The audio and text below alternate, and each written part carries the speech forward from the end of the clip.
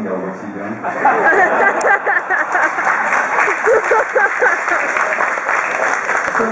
No, I don't. I was just curious, like, maybe some of your early work, you were just, blind as like doing that.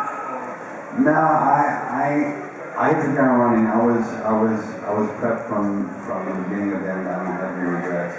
Except maybe a thing called the ambulance, which I actually liked.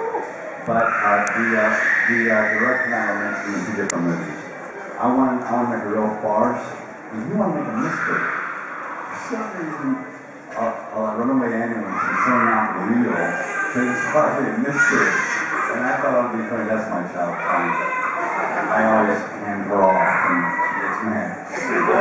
I'm kidding, mother. Did I answer your question? Cool. Who else? Stage right. Hey, pal. I'm sorry, Jeremy. You gotta call me Eric. My father's a teacher, so I grew up hearing Mr. Roberts all the time. So when I hear that, it didn't mean my name, it's my dad. So. All right. Question for you. I mean, you've been around for so long, you've become a legend of both the big and small screen. Do you take on people in a mentoring role? Because I imagine you have so much experience and so many skills that you could pass on to other people. Have you had experience with that as yet? I have. In fact, there's a movie coming out. What's it called? I just got through making it. Somebody told me the other day I'd make 230 movies. Alan, this gets you have look. And they go, right. No? What's it called? Anyway, yes, to answer your question, yes. There was an actor that I got through working with.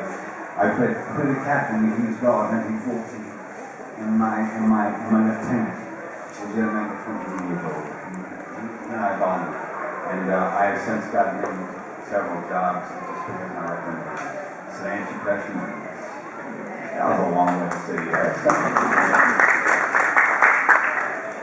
What's your name? Hi, Eric. My name's Alex. Hey, Alex. Hey, with so much experience in front of the camera, do you have any desire to make something behind the camera, like in a directorial, producerial capacity? Well, I must be getting old because only last year I started trying to think about that. I probably turned down 30 offers to direct things because I never wanted a headache. It's a huge headache. I love my head. I love being on it. And being a director, you have to worry about everybody from your leading lady to craft service. I don't want to know that. So I've always said no. But as I get old and my daughter gets more famous, and I realize I'm only Alex, I'm slowly going away. I might consider it, but only barely. Come on, ask me anything, I'll tell you everything. Hey, pal. Hi, Eric. My name's Steve. How are you doing? Steve, how's it going? Nice to talk to you. Have you ever passed up on a role we may have heard of? If so, did you later regret it at all? The only role that I ever passed on that I honestly wished I hadn't, because when I read it, it looked like a soap opera, like a bad love story in the military. And I passed on Officer in Women. They gave Richard Gere, who was brilliant in it, and made it a great movie. So that was a big loss because I'm a dead head. Excuse me? I don't know that story. What else? Can you know? Yes. Hi, Eric. Hey, My name's Doc. Erin. Hey, Erin. I was just wondering, if acting wasn't your calling, would you have gone along another track in got a basic trade, or did you ever think of wanting to do something else? The only other thing that has my passion like acting are horses. I also have lots of horses. And my grandfather raised Tennessee Walkers. He had 2 national champions in his life, so I broke those horses for him. So I've been on horses since I was an infant. And I have two white Arabs out of Wayne Newton's land. It's a quick story about horses that the horse person will like. I was cast in a movie called Best the Best Part 2, and we had to cast a bad guy. So they kept bringing on this bad guy, like tough bad guys. No. Bad guys don't want to see them coming. And that's why I I play good bad guy. You don't see me coming. We have to have somebody who's next door neighbor who's saying they're a bad person. So I got all exasperated with me and said, like, and I said, and I thought the nicest person I could think of, like Wayne Newton. I said, Wayne Newton's a bad guy. I said, you never seen him coming, it's perfect. So they called him, and they offered him the part, and he accepted it. So he and I worked together, and we bonded together. We got very close. So after the movie was over, he invited me to his ranch for a week. So I show up at night, and I go to bed, and I go to bed. And I get up in the sun, and I go down to his barn. 17 acres, white brush, beautiful, that perfect, that fancy. And he's one of the horse on my teeth. And Wayne's behind me suddenly, and he goes, hey, you mind? I said, yeah. He said, now actors say that. You're right. So I told him my history, and we sat off the horses, and we took him out for hours, all over Vegas, all this little back alleyway. So much fun.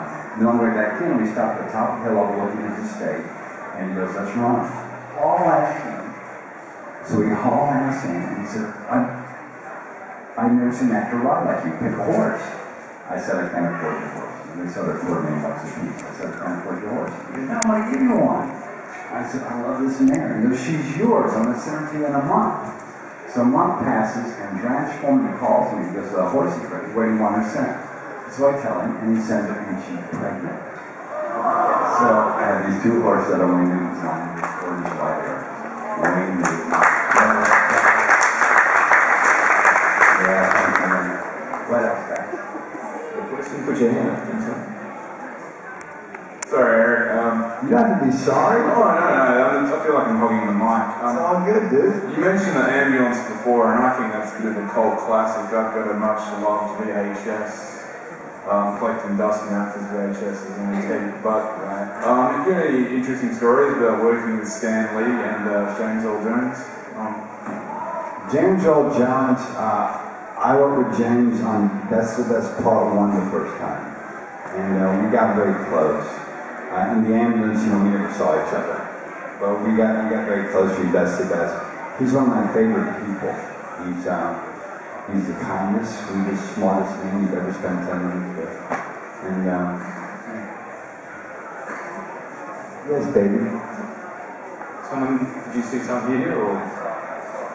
Okay, blonde over here. Yeah. Okay. Hey, pal. Is there anyone that you haven't worked with yet that you really want to? Russell Crowe. No, I'll take you inside. He's one of the best actors who breathes. That man. He's so much better than Christian Bale. But Christian Bale's not nice. Honestly, if you're sitting right here, I said, you're not nice. He's not. What else? I'd like to know what you call your horses. What I call the what, baby? Your horses. Oh, the mama's name's Silk, and my gelding is named Sagan after Carl Sagan. Hi, Eric. What's happening, Ben? What's your name? My name's Leif. How's it going, Leif? Thanks for coming to Supanova, Perth. That's fine. You've actually kind of answered my question already. I was going to ask you how it was to work with Christian Bale on The Dark Knight. So instead I'll ask how was it to work with Christopher Nolan? Christopher Nolan was the coolest. He's very smart, he's very prepared, he's very funny, he's very fast. And but the only thing that I find unfair about the Batman franchise is when you spend $200 million to make one movie, a lot of other movies don't get made. That's one thing I do against the franchise. Other than that, it's great. Hello. Hey, doll, what's your name? Siobhan? Good to meet you. Could you possibly elaborate on why Christian Bale's not there? Okay, I'll just give you one of my true stories that has no opinions, just facts, so you don't have anybody's opinion on me. I'm fine with Anybody else? opinion. What? I'm fine with opinion. No, but I don't want to give opinion because then it's my opinion as opposed to what happened. You know, we're doing a scene where he drops me. This is on camera too. You're brave, Eric. He drops me off a building and he swoops down. Where's the Joker? Where's the Joker? And we talk for 5 minutes, and then he goes away. After he's crippled me, right? Okay, so we had rehearsal. Chris Nolan said, "That's great. How are you going to shoot it? Are you ready? Here we go. And action." And he comes down, "Where's the Joker?" And he grabs my shirt. And he puts his thumb right here, really hard. Right? I get it out, get the whole scene out, because I was training the stage. I'm not going to stop for anything. I'm going to get through it. Oh, man, can we have one more? Does that hurt, Christian? Don't do that, okay? No, we got it, it's done. I can't have another one? No, we got it, we're done. Broke my heart. But those are just facts. It doesn't mean anything. But that's why I think that. Hello. Hey, baby, what's your name? My name's Caroline. How are you? Nice to meet you. Good to meet you, too. Recently on TMZ, Alec Baldwin's had an interesting relationship with the paparazzi, and I was just curious what your relationship is like with them. Well, it all depends on when and where and why they're taking pictures, because it's always different. Every day is a little different. And every airport in the world, I'm accosted and I have pictures taken with like families and people and paparazzi and people. And it's all fun. It's all part of the package. If you didn't want to be famous, you should have been a plumber. So it's all good. I'm not having problems with it. But when they, like the other day, for instance, I was on a walk. It was my last day. It was my last day in Sydney, and I'm walking around, and I got this guy who keeps following me with a camera, and he keeps trying to take, obviously, an odd picture of me. And I know what's going on, so I eventually run away. Okay, so you have to accept them, but they're a pain in the ass. Hi, David. Hey, pal, what's your name? I'm Glenn. That's a great jacket. Thank you. Yeah. With such a diverse range of roles he's played, and admirably well. Thank you so much. Is there some type of role that you really appreciate getting a chance to do? Yeah. There's a role that I want to develop, and I want to call it First Man. And I want it to be the first female president of the United States, her husband, and he's first man. So he meets all these cool people, all these rich, powerful industry people. And after he meets them, they all get robbed. First man's a thief. And he steals like Rembrandts and stuff from the home.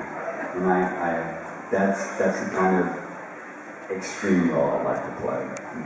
That you don't see it coming. Hello again. Hello again. I was just wondering, what's the most interesting thing a fan has ever said to you? Have we got minors in here? Have we? Have we got minors in here? Anybody already in here? Yes. Okay. Can't do it, pal. Sorry. G'day, man. How you doing? Hey, pal, what's your name? G'day, I'm Matt. I'm actually the venue manager here tonight, so I thought I'd get out of the office and... Good on you, brother. Out of all the interviews you've ever done, what's the most bizarre question you've ever been asked?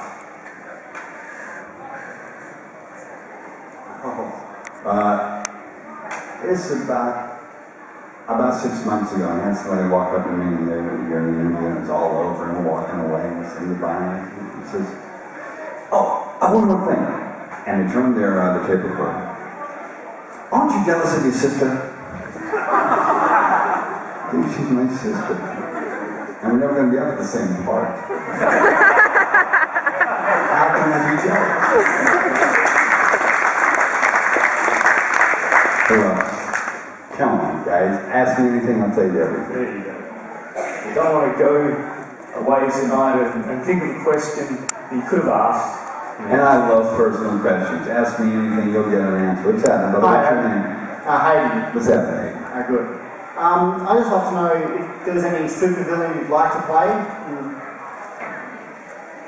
Well, yeah, because I love super villains, but as far as the specific super villain, no, I don't really have one in mind. But First Man, that kind of thing where somebody's very charming and going, very successful and blah blah blah, but he's a thief, a downright thief. Will rob your mother. I play that kind of part. Don't do that. Of your name. Yes. Hello, Eric. What's your name, pal? I'm Darcy, and I would just like to ask what it was like working with Heath Ledger in The Dark Knight before he passed away. We've already answered that. I'll answer it again. He was sweet, he was smart, he was talented, he was funny. In fact, he and I had a scene together, all the bad guys, and he gives a big speech. Well, the first verse it's called a master, so it's his whole body. And then after that, it'll be the medium close up from his waist high, and then the extreme close up. We did the master. When he gets all done, he turns and goes, "How am I doing?" So sweet. And we all said, "You're doing great, pal." He was wonderful. Just a little sideway. What's your name? Hi, I'm Holly. Good to meet you. Just a little sideway on that, you might be interested to know that there's actually the theatre here in Perth has been named after Heath Ledger in his honour. How cool is that? It's his hometown. Oh, wow. Yeah, I was just wondering when you mentioned before about considering directing, producing, and now you're talking about First Man, have you considered going into writing rather than directing and producing? Writing is the hardest, most disciplined sport on the planet. I'm not smart enough, and I'm not disciplined enough. But thanks anyway. Yes, brother, what's your name? George. How's it going, George? Good. Welcome to Perth. Thank you, pal. What do you watch as in TV programs? I'm a news junkie. I watch all news. Because if you really study news, like I do, especially American news, and you see it's all homogenized and all very, like borderlines are lying to you, which I love understanding the difference. So I'm a news junkie, but I'm also a documentary junkie. I will seek out a good documentary in a day or two. Hello again. What's your name? It's Ben.